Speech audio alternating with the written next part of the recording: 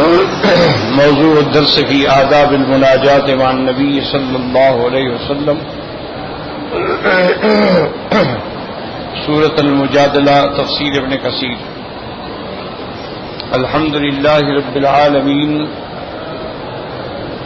والصلاة والسلام على أشرف الأنبياء وسيد المرسلين سيدنا محمد وعلى آله وأصحابه أجمعين.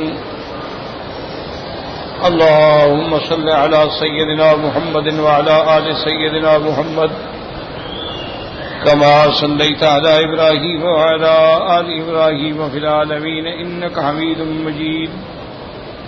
أعوذ بالله من الشيطان الرجيم. بسم الله الرحمن الرحيم.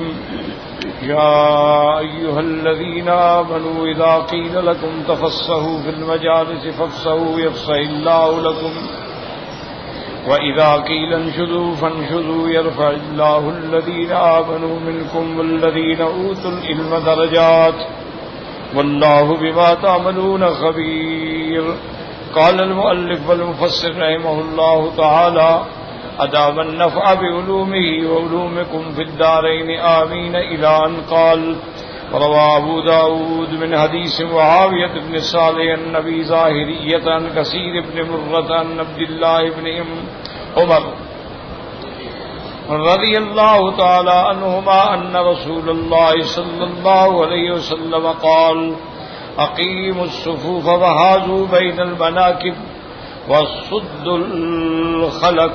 وصدوا الخلل ولينوا بأيدي إخوانكم ولا تضربوا فرجات الشيطان ومن وصل صفا وصله الله ومن قطع صفا قطعه الله.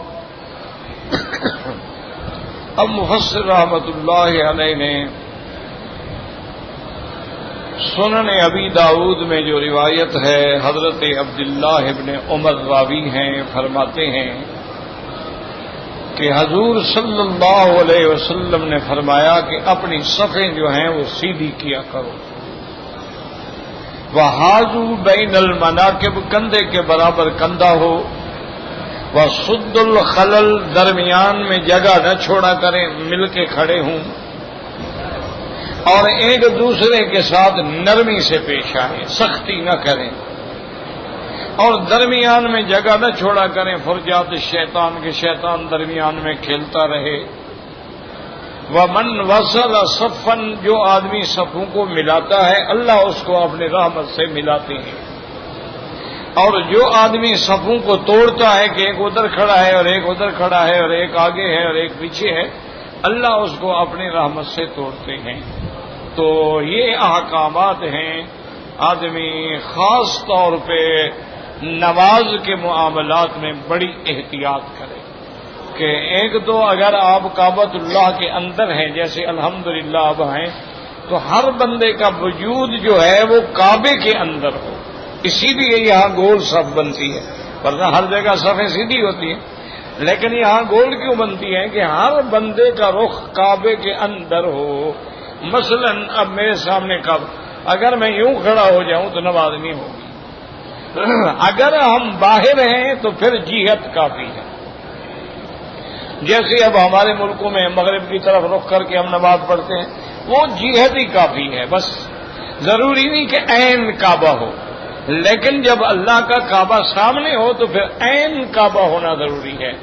اور دوسرا یہ ہے کہ صفیں جو ہیں وہ متصل ہوں، ایک دوسرے کے درمیان میں بھی ایک صف کا فاصلہ ہو اور آپس کے اندر بھی آدمی مل کے کھڑا ہو، کندھے کندھے کے برابر میں ہوں، ٹخنا ٹخنے کے برابر میں ہوں اور ملے ہوئے ہوں، درمیان میں خلل نہ چھوڑا جائے، فرجات نہ چھوڑے جائیں اور ایک دوسرے سے نرمی سے پیش آئیں.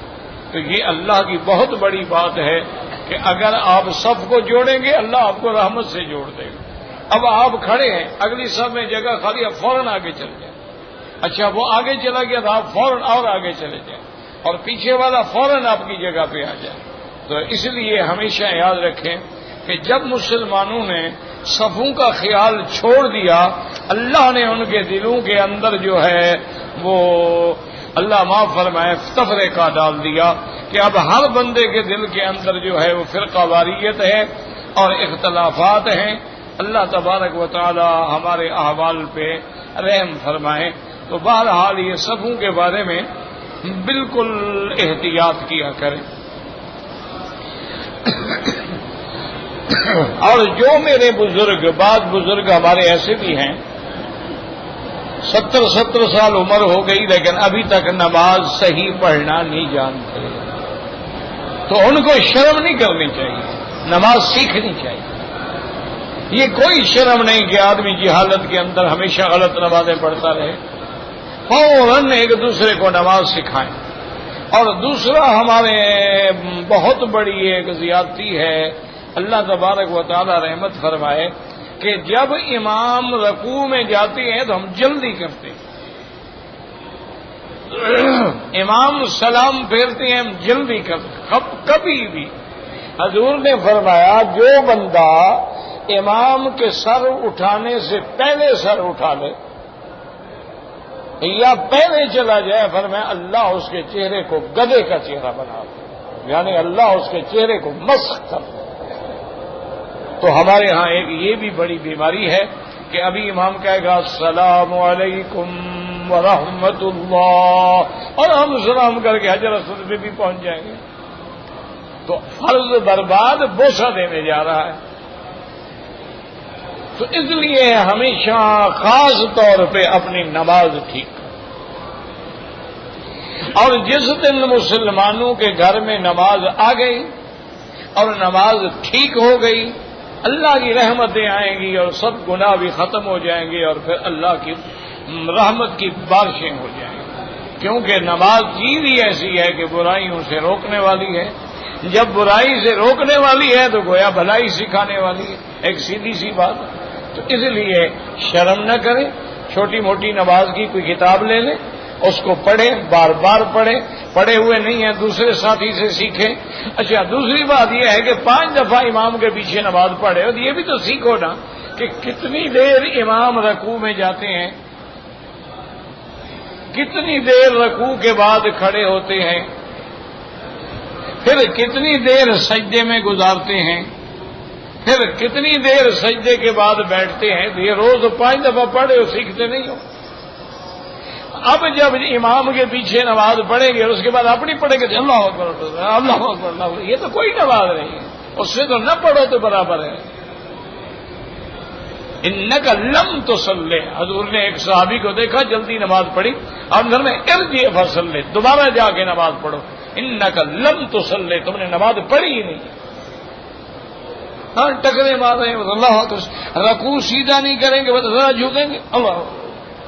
ابھی ربنا ولک الحمد پورا نہیں پڑھیں گے، ٹھک اللہ اکبر سجدے میں چلے گئے. یہ کون سی نماز ہے؟ خدا کا خوف کرو. اللہ تبارک و تعالیٰ کیا نماز اتنی بڑی عبادت ہے کہ نماز تو گویا ایمان اور کفر کے درمیان فرق ہے. نماز صلۃ بین العبد و بین الرب، نماز جوڑنے والی ہے بندے کو رب سے. یعنی نماز نہیں تو اللہ سے صلہ ٹوٹ گیا. جب اللہ سے صلہ ٹوٹ گیا تو پھر بچے گا کیا؟ باقی تم کہو دیکھو جی کافر ہیں وہ بھی تو مزے کریں، مزے کر لیں، دنیا کے مزے کریں، آخرت کے تو نہیں کر رہے.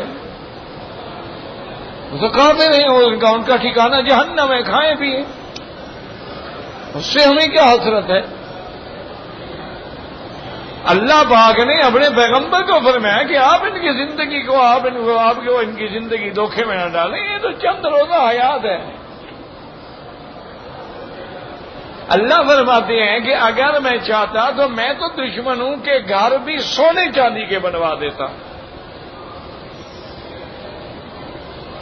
تو اس لیے ان باتوں میں نہ جائیں، اپنی نمازیں ٹھیک کریں اور لوگوں سے ایک دوسرے سے نماز سیکھیں، ایک دوسرے کو نماز سکھائیں. اپنے گھر میں خیال کریں کیا تمہاری بیوی نماز پڑھتی ہے؟ اگر نماز پڑھتی ہے تو کیا اس کو دعائے قنوت بھی آتی ہے؟ کیا اس کو تسبیحات بھی آتی ہیں؟ کیا اس کو التحیات تشہد بھی آتی ہے کہ نہیں آتی ہے؟ اسے سنیں بیٹھ کے. نہیں آتی ہے اس کو پڑھائیں، سمجھائیں.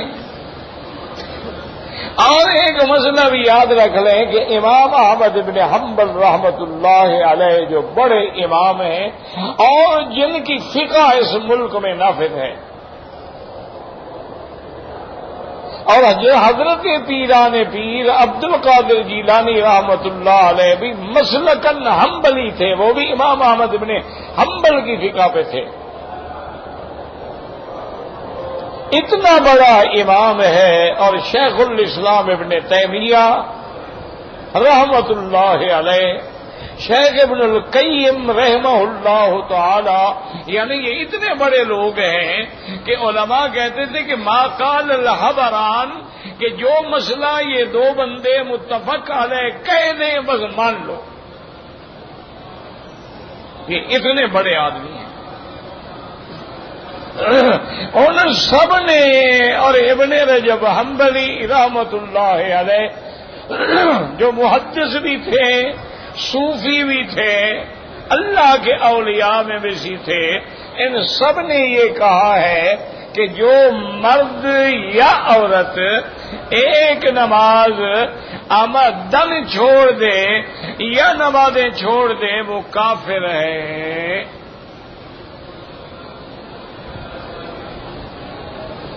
یعنی آپ نمازی ہیں، بیوی نماز نہیں پڑھتی، بیوی کافر ہو گئی. جب کافر ہو گئی تو نکاح، کافرہ کے ساتھ تو مسلمان کا نکاح ہو ہی نہیں سکتا، نکاح تو ختم ہو گیا. جب نکاح ختم ہو گیا تو جو اولاد پیدا ہوگی وہ اولاد بھی زنا ہوگی.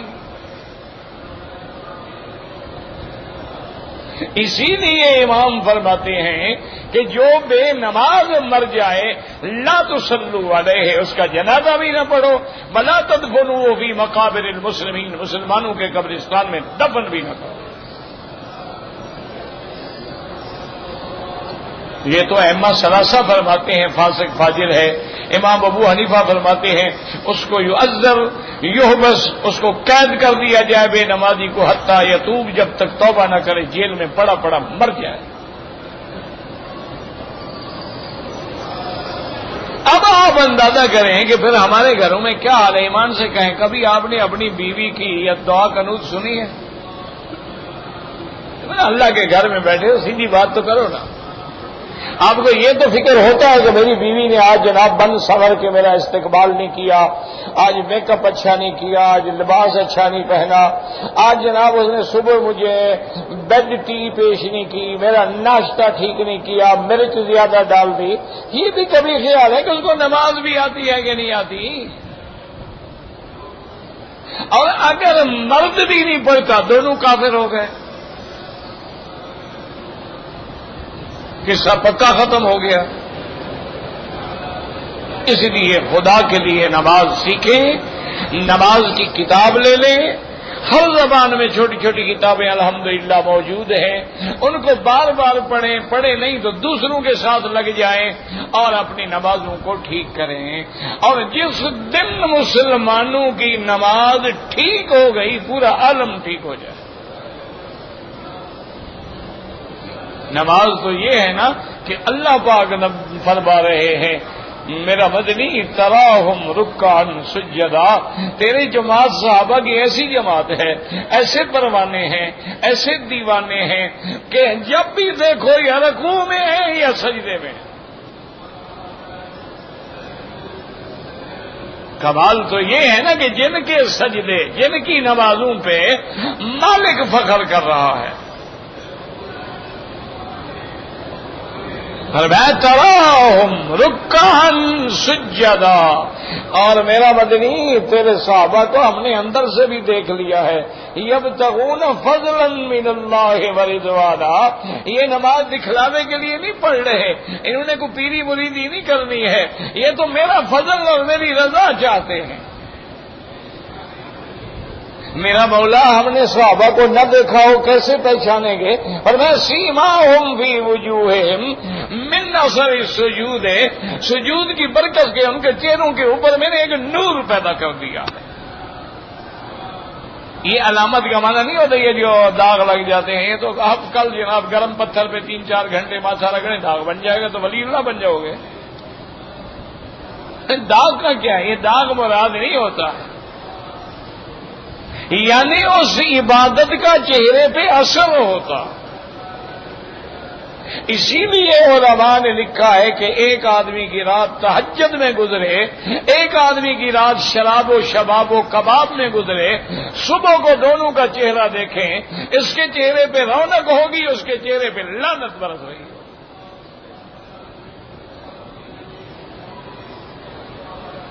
سب سے پہلے خدا کے لیے نماز سیکھیں، نماز پڑھیں، گھر والوں کو پڑھائیں، اولادوں پہ سختی کریں، اپنے گھروں میں نماز کو داخل کریں.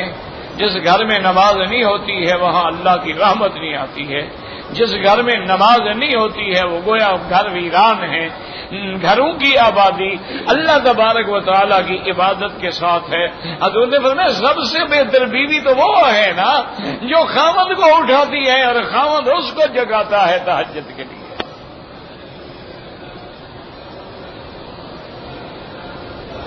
تو اس لیے حضور نے فرمایا اور جب سب بناؤ سیدھی بناؤ، مل کے کھڑے ہوں، درمیان میں فرجہ نہ چھوڑیں، آگے جگہ ہے فوراً چلے جائیں، سوچتے نہ رہیں کہ او پیچھے والا آئے گا. تمہارے پاؤں میں مہندی لگی ہوئی ہے، تم آگے جاؤ گے تو پیچھے والا تمہاری جگہ پہ آئے گا. تم ہی نہیں ہلو گے، کھڑے رہو گے ستون بن کے، تو پیچھے والا کیا کرے گا؟ کوشش کرو کہ تمہارے آگے نماز میں عورت نہ ہو. اس کا علاج بڑا آسان ہے کہ اپنے سامنے کوئی چھوٹا سا بیگ رکھ لو، ستھرا ہو گیا، پھر اس کے بعد عورت جاتی رہے، ہمیں کوئی تکلیف نہیں. نماز پڑھنے کے بعد سنت اور نفل جو ہیں کسی ستون کے پیچھے پڑھیں تاکہ کوئی عورت گزر ہی نہ سکے. نماز پڑھنے کے حالت میں ادھر ادھر نہ دیکھیں. جب تمہاری نظر بھٹکے گی تو اللہ نظر رحمت ہٹا لیتے ہیں. نماز کے اندر ہر لفظ پہ غور کریں کہ تم نے کیا کہا ہے. اللہ اکبر، سوچو میں نے کیا کہا ہے. سبحانک اللہم وبحمدک وتبارک اسمک وتعالی جدک. ایک ایک لفظ پہ غور کریں. جب اس طرح نماز پڑھو گے تو انشاءاللہ ایک ہفتے میں تمہیں نماز میں حلاوت ملے گی، نماز میں لطف آئے گا، اور نماز پڑھتے ہوئے تیرے دل کو اطمینان قلب نصیب ہوگا. تو اس لیے حضور نے یہ بھی آداب سکھائے کہ یہ آداب ہیں.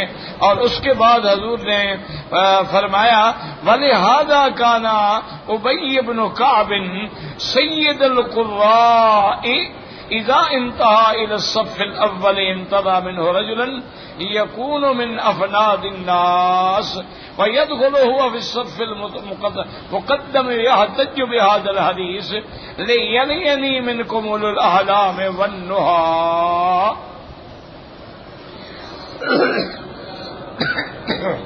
حضرت ابی ابن کعب رضی اللہ تعالی عنہ یہ سید القراء ہیں، یعنی سرکار دو عالم کے صحابہ میں سب سے بڑے قاری ہیں.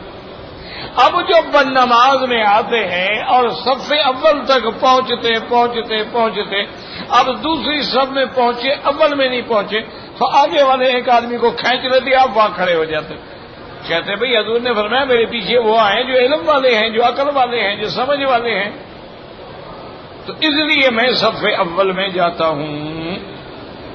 وَأَمَّا عَبْدِ اللَّهِ بْنِ عُمَرَ فَكَانَ لَا يَجْلِسُ فِي الْمَكَانِ الَّذِي يَقُومُ لَهُ صَاحِبُهُ عَنْهُ أَمْرًا بِمُقْتَضَىٰ مَا تَقَدَّمَ مِنْ رِوَایَتِهِ الْحَدِيثِ الَّذِي أَوْرَدْنَاهُ. حضرت عبداللہ ابن عمر ایسا نہیں کرتے. وَلِنَقْتَصِرْ عَلَىٰ هَٰذَا الْمِقْدَارِ مِنَ النموذج المتعلق بهذه الآية وإلا بسطوا يحتاج إلى غير هذا الموضع. وفي الحديث الصحيح بین رسول اللہ صلی اللہ علیہ وسلم جالس اذ اقبل ثلاثۃ نفر.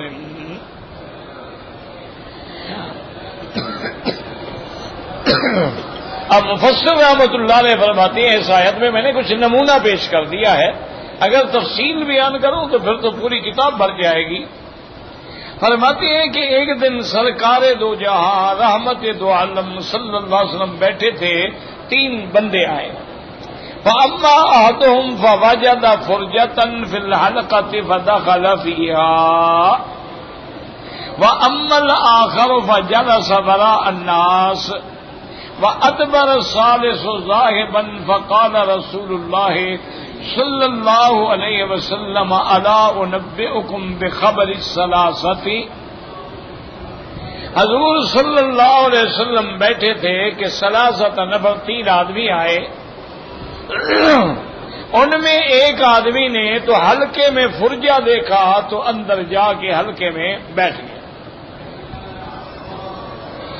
دوسرا آدمی جو تھا اس کو جگہ نظر نہ آئی, وہ پیچھے بیٹھ گیا, یہاں حلقہ ختم ہوا لوگوں کے پیچھے بیٹھ گیا. تیسرا آدمی جو تھا وہ چلا گیا. اب حضور پاک نے فرمایا الا انبئکم, کیا میں تم کو نہ بتلاؤں ان کے بارے میں, ان 3 آدمیوں کے بارے میں.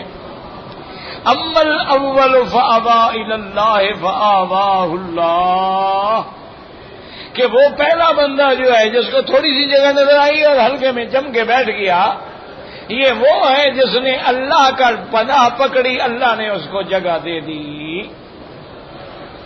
اور دوسرا بندہ جو ہے مسانی فاستحی اللہ منہ, اس نے سوچا کہ اب میں لوگوں کے اوپر چھلانگ لگاؤں اور جگہ بنا کے تکلیف دوں کسی کو, وہ پیچھے بیٹھ گیا بیچارہ. اس نے حیا کیا تو اللہ پاک نے بھی حیا فرمایا, کما یلی کو اس پہ رحمت فرما دی. وَأَمَّا الثَّالِثُ, وہ جو تیسرا چلا گیا, فَأَعْرَضَ اللَّهُ عَنْهُ, اس نے اہل ذکر سے منہ موڑا تو اللہ نے بھی منہ پھیر دیا. اس لیے ہمیشہ یاد رکھیں کہ یہ جو مجالس العلم ہیں, یہ جو مجالس ذکر ہیں, ان کے اندر کوشش کیا کریں کہ ہر حال میں شریک ہوں, ان سے منہ نہ موڑا کریں. یاد رکھیں آدمی ولی کی صحبت سے بنتا ہے, کوئی ولی بغیر صحبت کے ولی نہیں بن سکتا. ایک بات ہمیشہ یاد رکھیں.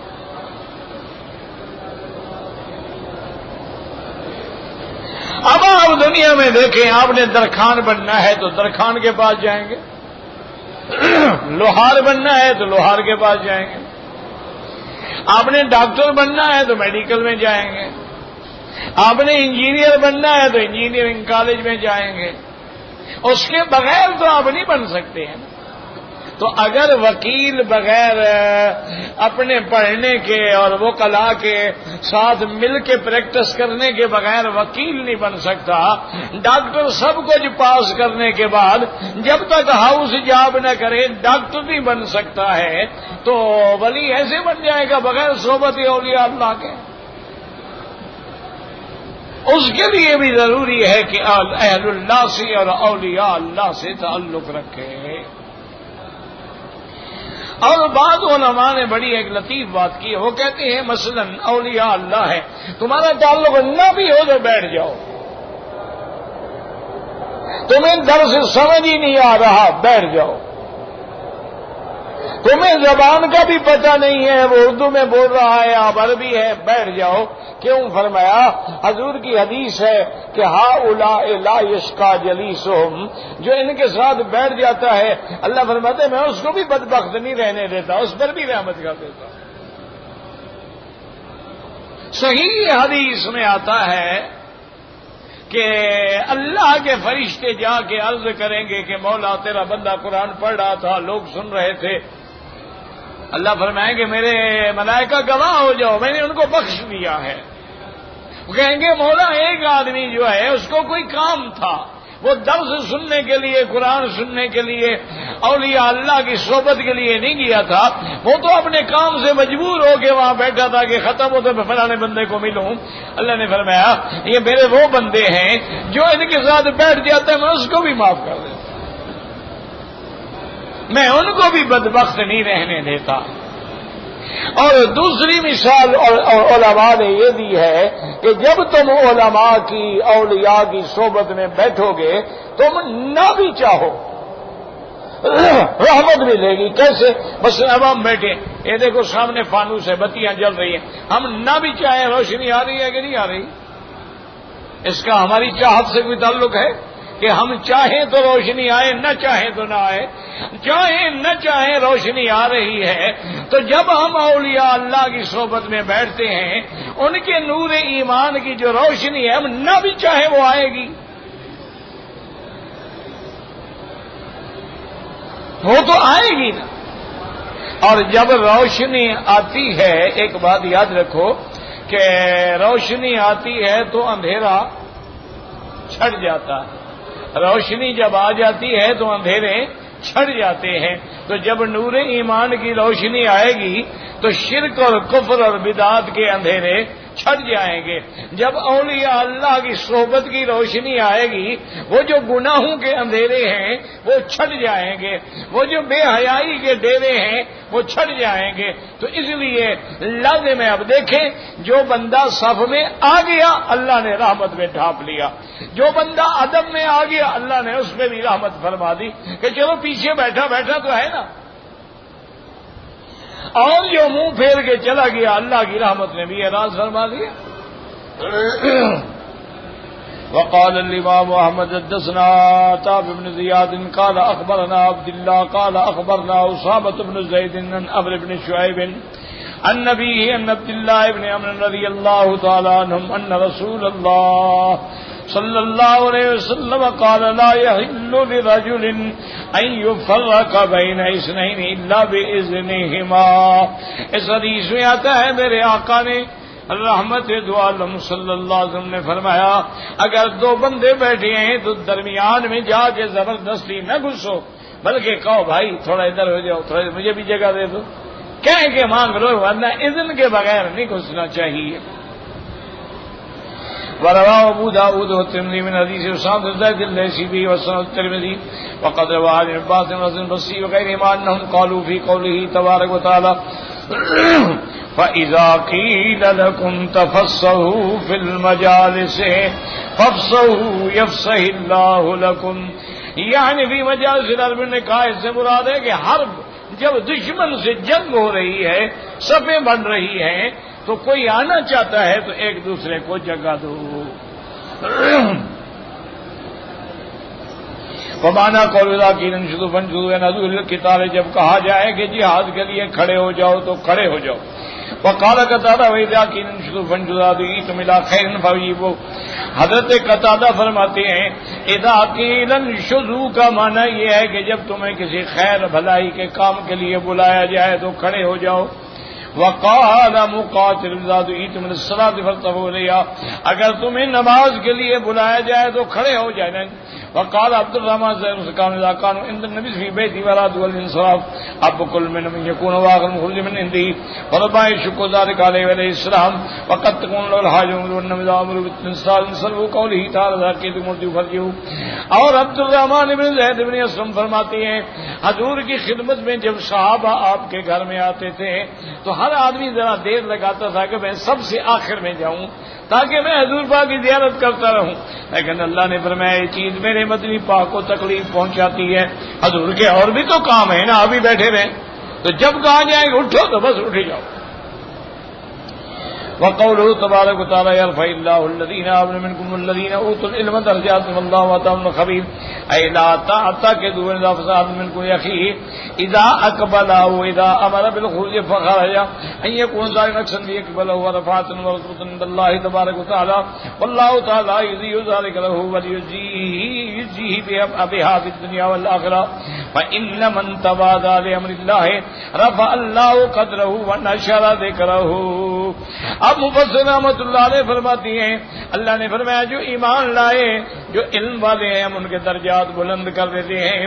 یعنی اگر کوئی کہے کہ بھی جگہ دے دو تو یہ نہ سمجھا کرو کہ میری توہین ہو گئی. میں آرام سے بیٹھا تھا میں یوں کر کے بیٹھوں اس کو جگہ دے دی یار میری تو کوئی قیمت ہی نہیں ہے یہ آ کے مجھے کہتا ہے جگہ دے دو. یہ نہ سمجھا کرو اس سے تیری قیمت نہیں گرتی ہے بلکہ اللہ تبارک و تعالیٰ تیرا شان اور اونچا کر دیں گے. اللہ تبارک و تعالیٰ کسی کے عمل کو ضائع نہیں کرتے ہیں بلکہ اس کو دنیا و آخرت میں بدلا دیتے ہیں. اللہ تبارک و تعالیٰ جب تم تواضع کرو گے کسی مسلمان کے لیے نرمی کرو گے جگہ دو گے اللہ تیرے ذکر کو بھی اونچا کر دیں گے تیری شان کو بھی اونچا کر دیں گے. یرفع اللہ الذین آمنوا منکم والذین اوتوا العلم درجات اللہ واسع خبیر. اے خبیر بمن یستحق ذلک من لا یستحق اور اللہ جانتے ہیں کون مستحق ہے اور کون مستحق نہیں ہے. قال الامام احمد حدثنا ابو کامل قال حدثنا ابراہیم قال حدثنا شهاب بن طفیل عمرو بن واصلة ان نافع ابن عبد الحارث لقي عمر بن الخطاب بعصفان رضوان اللہ علیہ اجمعین کہ حضرت نافع جو ہیں حضرت عمر کو ملے وادی عصفان. یہ وادی عصفان جو ہے مکہ مدینہ کے درمیان میں ابھی بھی ہے, ابھی بھی اسی نام سے ہے. بہت ساری وادیاں ابھی اسی نام سے ہیں, جیسے وادی جموم ہے, وادی عصفان ہے, وادی خلیس ہے, وادی قدید ہے, اسی طرح ابھی تیما ہے, اسی طرح ابیار علی ہے, اور اسی طرح بدر صغرا ہے, اسی طرح بدر کبرا ہے, اسی طرح رافق ہے, اسی طرح مستورہ ہے, اسی طرح جوفا ہے, تو یہ بیر استراح ہے.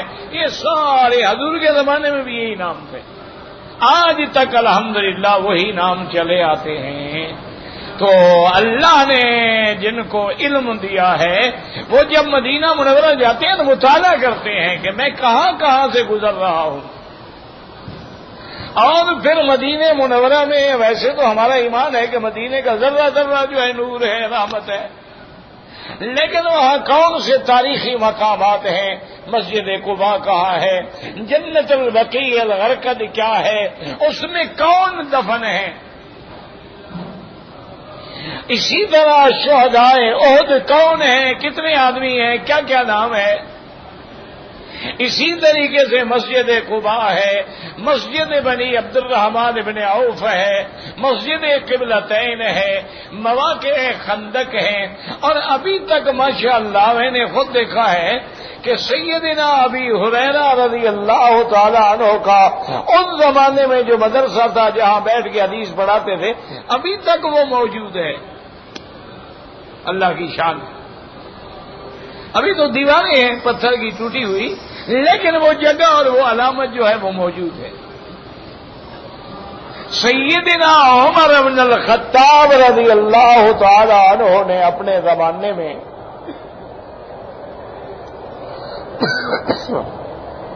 صحابہ آئے, انہوں نے کہا کہ امیر المؤمنین ایک آگ آ رہی ہے. اللہ معاف کرے, آتش فشاں جسے کہتے ہیں. آپ نے دیکھا نا, اللہ نہ کرے پہاڑ ایسے پھٹ جاتے ہیں اور آگ ایسے بہتی ہے جیسے دریا بہ رہا.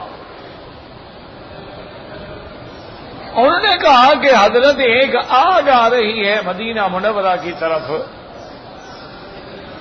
اتنا بڑا آتش فشاں ہے, اللہ نہ کرے اللہ نہ کرے اللہ نہ کرے وہ مدینہ منورہ میں آ جائے تو پھر کیا ہوگا. حضرت عمر نے فوراً ساری لی اور سیدھا دوڑے. یہ جو آج کل ایئرپورٹ روڈ ہے نا, اسی روڈ سے آپ آگے جائیں گے تو وہ جگہ مل جائے گی. حضرت عمر جب پہنچی تو آگ پورے زور سے آ رہی تھی. یہ تو عمر تھا نا جی, حضرت عمر نے اپنا ہاتھ میں جو درہ تھا نا, کوڑا تھا, کوڑا برسایا اور کہا ٹھہر جاؤ تمہیں پتہ نہیں آگے حرم ہے محمد مدنی کا. یہ کرامات عمر میں ہے. آگ بھی کوڑے برداشت کرتی ہو تو کوڑے کو جلا دے. آپ نے کوڑا مارا اور وہیں آگ رک گئی. ابھی تک وہاں جائیں تو آدھا پہاڑ سیاہ ہو گیا ہے, آگ کی وجہ سے جل گیا ہے, باقی پہاڑ ٹھیک ہے. تو یعنی ایک ایک قدم جو ہے وہاں تاریخ ہے, ایک ایک باغ جو ہے وہاں تاریخ ہے, ایک ایک مدینہ منورہ کی گلی جو ہے وہاں تاریخ ہے. اور وہ ایسی رحمت والی رات ہے کہ بعض علماء نے لکھا ہے مدینہ منورہ میں چل رہے ہو, اگر مٹی اڑ رہی ہے تو آنے دو اپنے منہ پہ, جس پہ مدینے کی مٹی آ جائے گی اللہ اس کو برس اور جذام کی بیماری سے بچا لے گا. لیکن ہم تو ماشاءاللہ جی مکہ شریف سے جاتے ہیں سگریٹ پیتے ہوئے, اور مدینہ پاک بھی جا کے ماشاءاللہ سامنے روضہ ہے, سگریٹ ہاتھ میں, او یار دیکھو روضہ شریف ہے, سگریٹ بھی ہاتھ میں.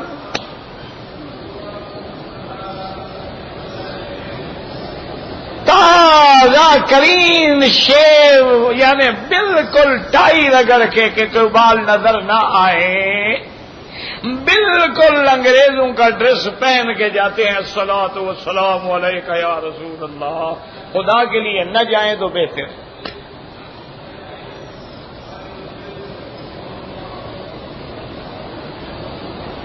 نہ کیا خیال ہے آپ کا قیامت میں حضور کے سامنے آپ سوٹ پہن کے جائیں گے؟ کیا خیال ہے؟ اللہ فرماتے ہیں، حضور فرماتے ہیں کہ ہر آدمی ان کے ساتھ ہوگا جیسے اس نے شکل بنائی ہے، تو کیا اولیاء اللہ سارے سوٹ میں ہوں گے؟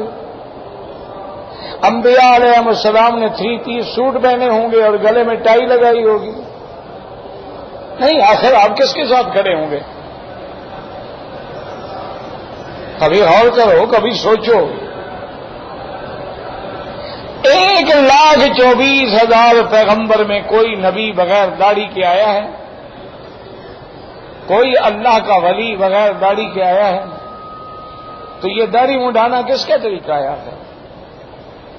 انبیاء نے نہیں مڈوائی، اولیاء نے بھی نہیں مڈوائی، کون مڈواتا ہے پھر؟ ہم کس کے پیچھے چل رہے ہیں؟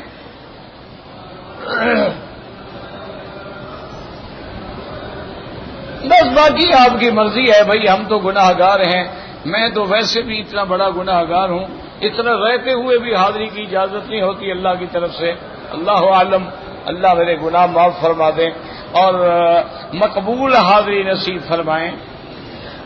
اب حضرت عمر جب وہاں تھے تو آپ نے پوچھا کہ من استخلفت علی اہل الوادی، وادی سے مراد مکہ ہے، بے وادن غیر ذی زرع، تو انہوں نے عرض کیا کہ یا استخلفت علیہم ابن ابزہ رجل من موالینا، میں نے ابن ابزہ کو وہ حاکم بنایا ہے، وہ ہمارے موالی میں ہے۔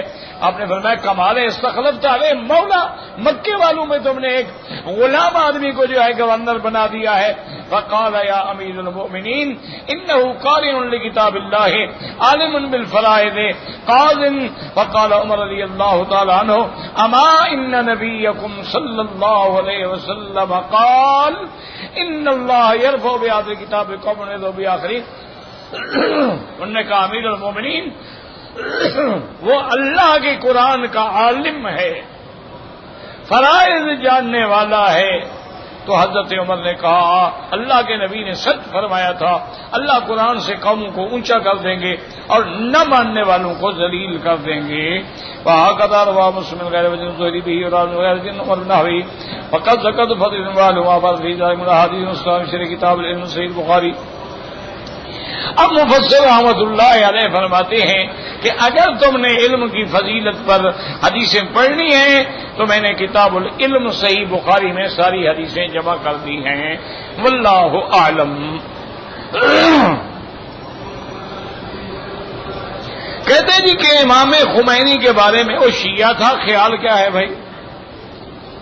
خیال کی کیا بات ہے، معروف بات ہے، وہ شیعہ تھا، شیعہ کا امام تھا، شیعہ کا بہت بڑا مجتہد تھا، آیت من آیات اللہ تھا ان کا، اس کا اہل سنت والجماعت سے کیا تعلق ہے؟ وہ پکا شیعہ ہے۔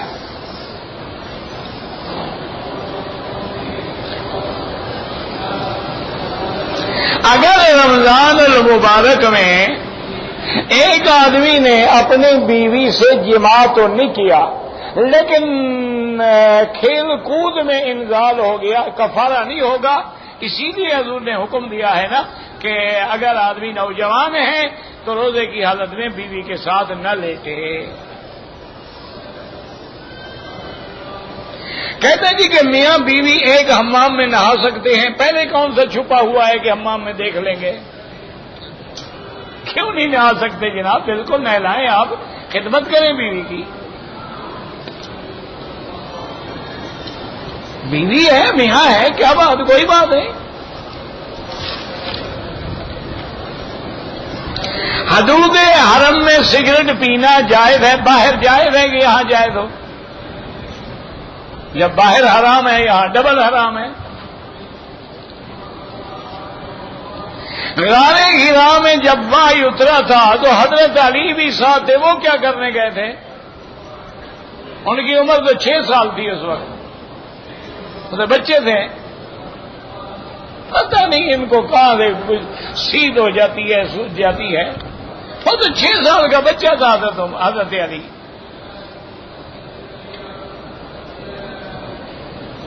اگر مرحومین کے لیے طواف کریں اللہ ثواب دیں گے، عمرہ کریں، جتنی دیر عمرے میں لگتی ہے اتنی دیر طواف میں لگاؤ، طواف میں زیادہ ثواب ہے. اگر عمرہ مکمل ہو جائے، سر منڈا لیا ہے، اب ٹوپی پہن لیں، بالکل پہن لیں. جب سر منڈا لیا جو مرضی ہے پہنو.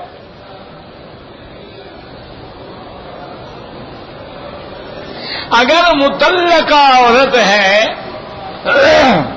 اس کا باپ بھی موجود ہے، وہ اپنی مرضی سے نکاح کر سکتی ہے.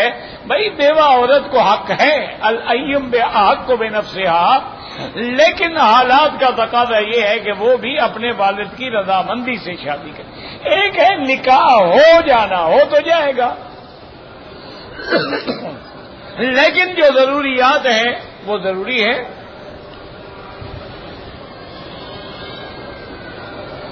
خانہ کعبہ کو چھونا، صرف حجر اسود کو بوسہ دینا سنت ہے.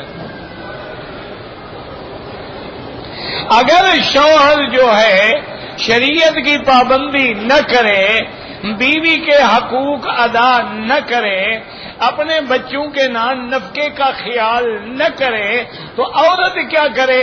درمیان میں 2 بزرگ ڈال کے کوشش کرے، اگر نہ ہو تو خلو کا دعویٰ کر کے نکاح ختم کرائے.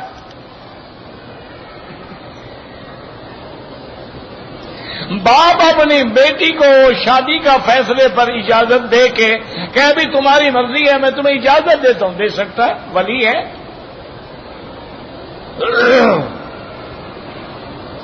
ماں باپ کو سب انسانوں سے زیادہ درجہ دینا بالکل اللہ نے دیا ہے. وَاعْبُدُوا اللَّهَ وَلَا تُشْرِكُوا بِهِ شَيْئًا، میری عبادت کرو اور میرے ساتھ شرک نہ کرو. وَبِالْوَالِدَيْنِ إِحْسَانًا، تو اللہ کے بعد تو اللہ نے اپنے والدین کا درجہ دیا ہے.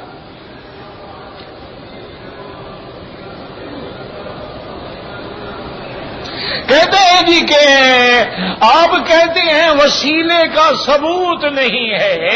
حضور کی مزار مبارک کی جو دیوار ہے وہاں لکھا ہوا ہے صاحب الوسیلہ. اچھا ماشاء اللہ، یعنی اب دیوار اور اس کی لکھائی بھی حجت ہے. نہ شریعت میں قرآن حجت ہے، نبی کی حدیث حجت ہے، یا کوئی دیوار پہ لکھ دے وہ بھی حجت ہے. اچھا دیوار پہ کیوں جاتے ہو؟ ہم تو ہر نماز اذان کے بعد دعا مانگتے ہیں، اللہم آت محمد الوسیلۃ. تم ادھر دیوار دیکھنے کیوں چلے گئے؟ یہاں موجود ہے دعا میں، اس سے مراد جنت کا مقام ہے، وہ تیرا وسیلہ مراد نہیں ہے. وَبَعَثُ مَقَامًا مَحْمُودًا، وہ تفسیر ہے وسیلہ کی. ایسے مسئلے سوچتے رہتے ہو، کبھی حضرت علی کو غار میں پہنچا دیتے ہو، کبھی دیواریں پڑھ لیتے ہو.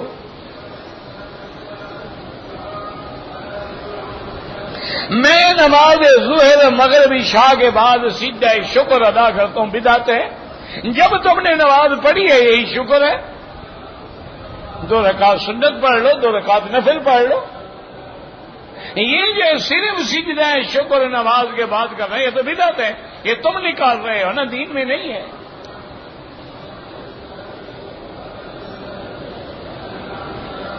کہتے جی کہ اگر ہمارا امام اہل حدیث ہے، الحمدللہ، ہم تو ان کو غلط نہیں سمجھتے. اگر مقتدی حنفی ہے فاتحہ نہیں پڑھے گا، امام تو پڑھے گا ہی پڑھے گا. امام کے پڑھنے میں تو کوئی اختلاف ہی نہیں ہے.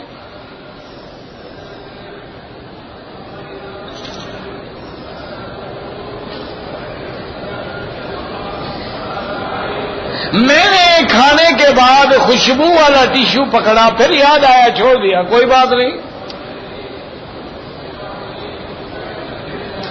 کہتے جی کہ ہماری مسجد میں نماز فجر کے بعد امام صاحب کو لوگ مصافحہ کرتے ہیں اور نمازی بھی ایک دوسرے کو مصافحہ کرتے ہیں، معانقہ کرتے ہیں. خالص بدعت ہے. اگر یہ دین ہوتا تو سب سے پہلے صحابہ عمل کرتے.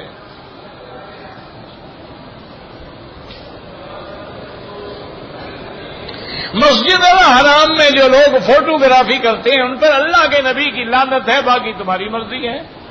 لعن اللہ المصور والمصور لا، فوٹو کھینچنے والا کھنچوانے والا دونوں پہ اللہ کی لعنت، اور وہ لعنت بھی اللہ کے حرم کے اندر. ماشاءاللہ لوگ رحمت لینے آئے، یہ لعنت لے کے جا رہے ہیں.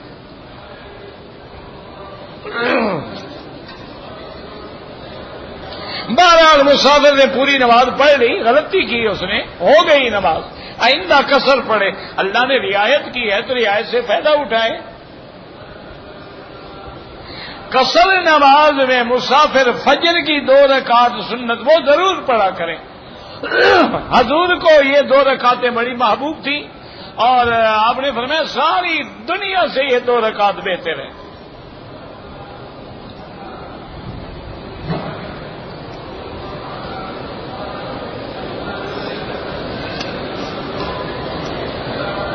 مجھے بار بار خودکشی کا وسوسہ آتا ہے.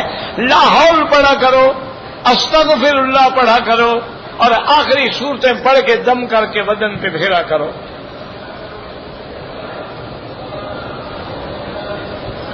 ہم کراچی سے دمان گئے تھے، وہاں سے احرام باندھا، ٹھیک ہے.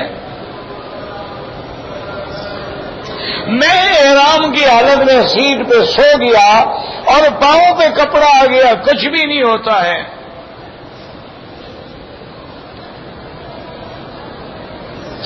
میں نے اپنی والدہ کو مکان خرید کر کے دیا.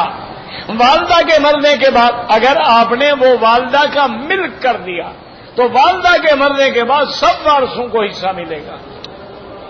اگر آپ نے دیا تھا کہ والدہ کو تکلیف نہ ہو، زندگی میں آرام سے رہیں، بعد میں لے لوں گا، پھر وہ تمہارا ہے.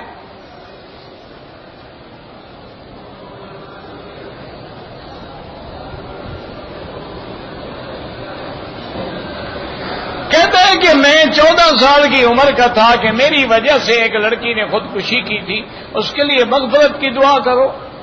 اور کیا کر سکتے ہو؟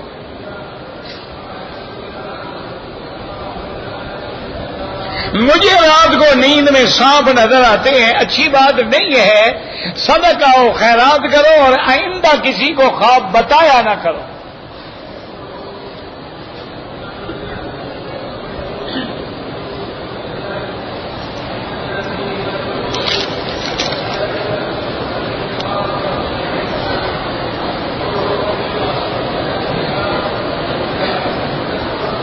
بہرحال تبلیغ والے جو کہتے ہیں ان کا اپنا ایک مزاج ہے، ٹھیک کہتے ہیں، لیکن ان کے منشور میں ہے کہ علماء کا احترام کرو. ان کے منشور میں ہے کہ علماء کے پاس جا کے دعا کرو. ان کے منشور میں ہے کہ علماء سے تربیت حاصل نہ کرو. اگر علماء نہ ہوتے تو تبلیغی کہاں ہوتے؟ مولانا الیاس کون تھے؟ مولانا یوسف کون تھے؟ مولانا انعام الحسن کون تھے؟ شیخ الحدیث مولانا زکریا، یہ سب علماء ہی تو تھے. ان کی وجہ سے تو جماعت آئی.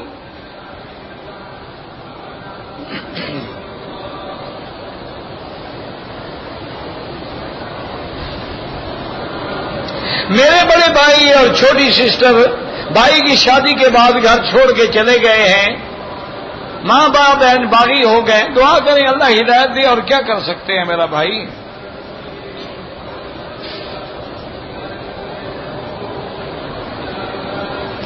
کہتے ہیں جی کہ حضرت کا نام سن کر صلی اللہ علیہ وسلم کہنا صحیح نہیں ہے، تو یہ اللہ کا حکم ہے کہ صلو علیہ وسلم.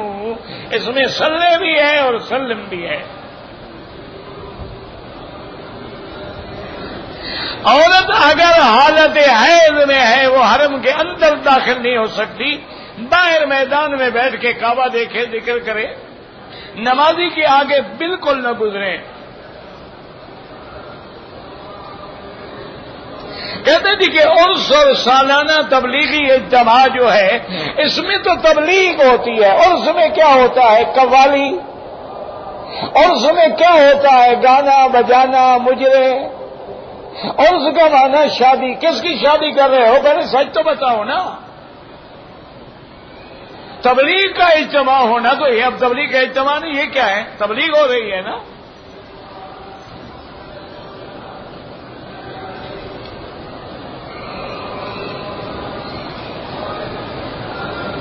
ایک شخص کالی پگڑی میں عمرے میں ہے، وہ جھوٹ ہے جناب میرے مدنی پاک نے سر سے کپڑا اتارا ہے، یہ کہاں سے اتر کے آیا ہے کہ پگڑی سے عمرہ کرے گا؟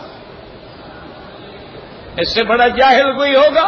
حضور پاک نے حکم دیا کہ سر پہ کپڑا نہ ہو۔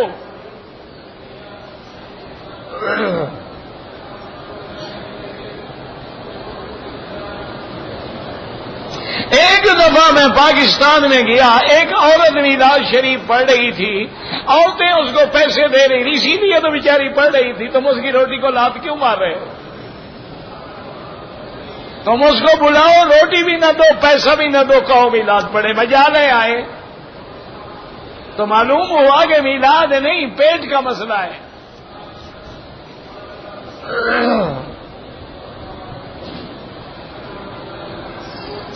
اگر جدے سے آدمی کام کے لیے آئے مکے میں، ٹھیک ہے، پھر اس نے مسجد عائشہ سے عمرہ کیا، کوئی بات نہیں۔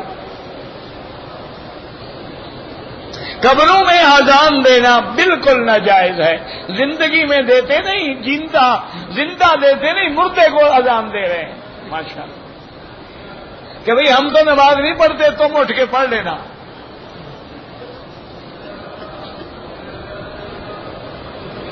ایک دن میں آدمی کتنے عمرے کر سکتا ہے؟ جتنا ٹانگوں میں دم ہو۔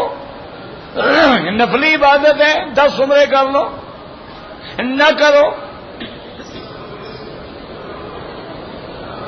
عمرہ کرتے ہوئے عورت کے لیے پردہ بھی ضروری ہے اور چہرے کو بھی کپڑا نہ لگے۔ کیا مانا یار؟ ہمارے دیہات میں پہلے رواج ہی نہیں ہوتا تھا، عورت گھونگھٹ ایسے کھینچ لیتی ہے، بس پردہ بھی ہو گیا، منہ کو بھی نہیں لگتا۔ کون سا مشکل مسئلہ ہے بھائی؟ جو فوت ہو گئے ان کے لیے عمرہ کر سکتے ہیں۔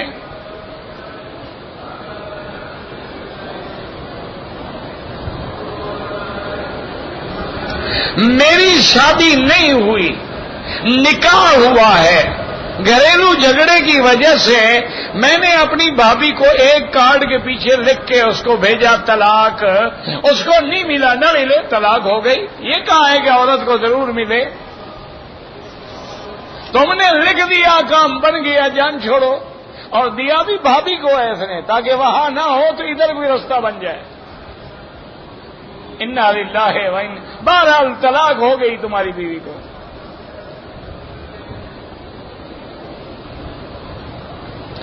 اگر کوئی حنفی ہے وہ فاتحہ کی پڑھے گا، ان کے پاس حدیث ہے محمد مصطفیٰ کی، اذا قرأ فانصتوا، مسلم کی حدیث ہے کہ جب امام پڑھے تم چپ رہو۔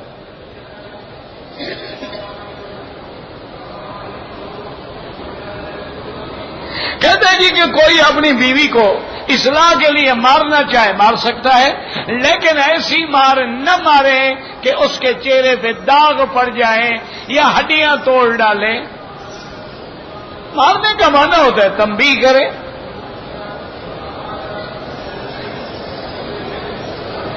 کہتے ہیں جی کہ انگریز ہمارا دشمن ہے، آپ کو شک ہے ابھی اس کی زبان سیکھنی چاہیے۔ دشمن کی زبان کیوں نہ سیکھیں؟ زبان سیکھیں گے تو اس سے بات کریں گے، جب زبان ہی نہیں جانو گے تو کرو گے کیا؟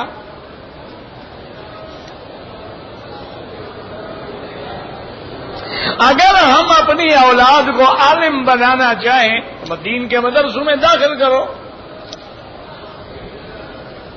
اگر طواف میں اشارہ کرنا بھول گیا کوئی حرج نہیں۔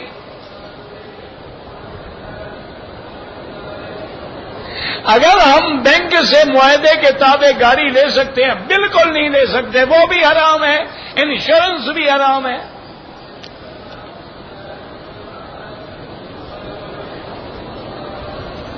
کہتے ہیں جی کہ اگر مردے کے لیے طواف اور خیرات اور صدقہ جائز ہے تو جنازے کے بعد دعا کیوں نہ جائز ہے؟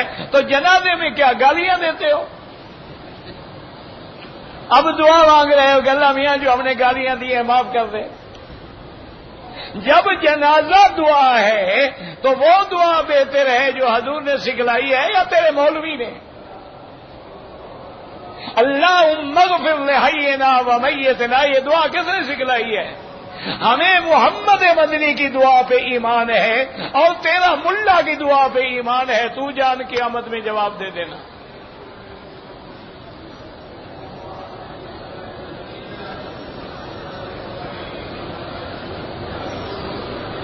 اگر کوئی آدمی نقد مال خریدتا ہے لوگوں کو ادھار پہ بیچ، صرف ادھار پہ بیچنا ناجائز ہے۔ ان کو بتلا دے کہ نقد یہ قیمت لوں گا اور ادھار یہ لوں گا، اب جو وہ قبول کریں۔ اگر پیشاب کا قطرہ آتا ہے ہر نماز کے لیے نیا وضو کریں، مغرب کو جو وضو کیا ہے وہ عشاء تک کافی ہے، نماز پڑھتے رہیں، طواف کرتے رہیں، انڈر ویئر رکھیں، عشاء کے لیے جا کے دوبارہ وضو کریں۔ عرب کے لوگ جو چھوٹی دانیاں رکھتے ہیں، ہم نے ان کا کلمہ پڑھا ہے یا حضور کا کلمہ پڑھا ہے؟ ہم نے کلمہ جو ہے لا الہ الا اللہ محمد رسول، تو ہم نے حضور کا کلمہ پڑھا ہے، ان کا کلمہ پڑھا ہے ہم نے۔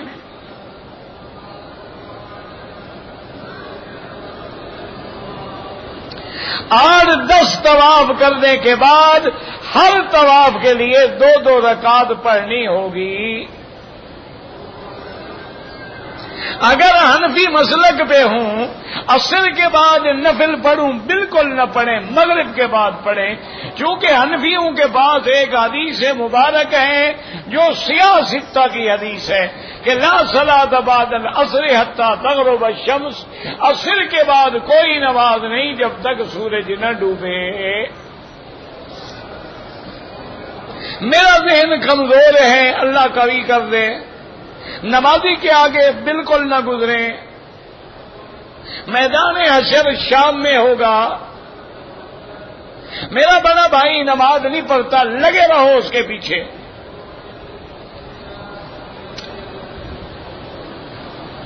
امام سے جا کے پوچھ لو کہ تمہارا کیا مسلک ہے۔ مقام ابراہیم پہ عورتیں مرد اکٹھے نماز پڑھتے، اگر نماز الگ الگ ہے اس میں کوئی حرج نہیں۔ وہ نماز بنا ہے کہ اب ہم عشاء پڑھ رہے ہیں تو عورت آگے نہ ہو، اگر وہ اپنی تو طواف کی 2 رکعت پڑھ رہی ہے، ہم اپنی پڑھ رہے ہیں، اس میں کیا ہے؟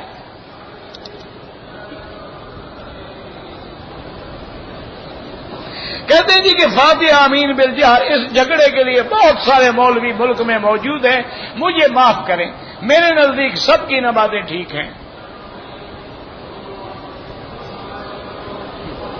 اگر شیعہ مر جاتا ہے اس کا جنازہ اور دفن کہاں ہوتا ہے اس سے جا کے پوچھو جو مرتے ہیں، مجھے کیا پتا۔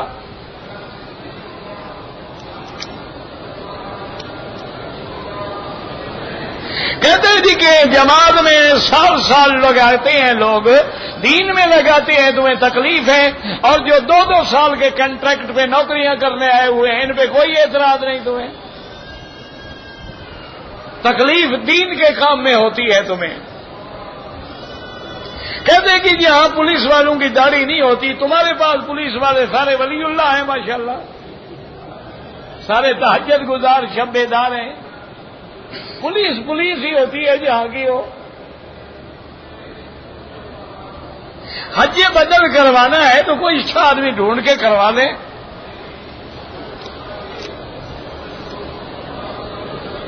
میں نے ٹک لگائے تھے، دم پڑ گئی۔ خودکشی کرنے والا کافر نہیں ہے، گناہ گار ہے، اللہ مغفرت فرمائے۔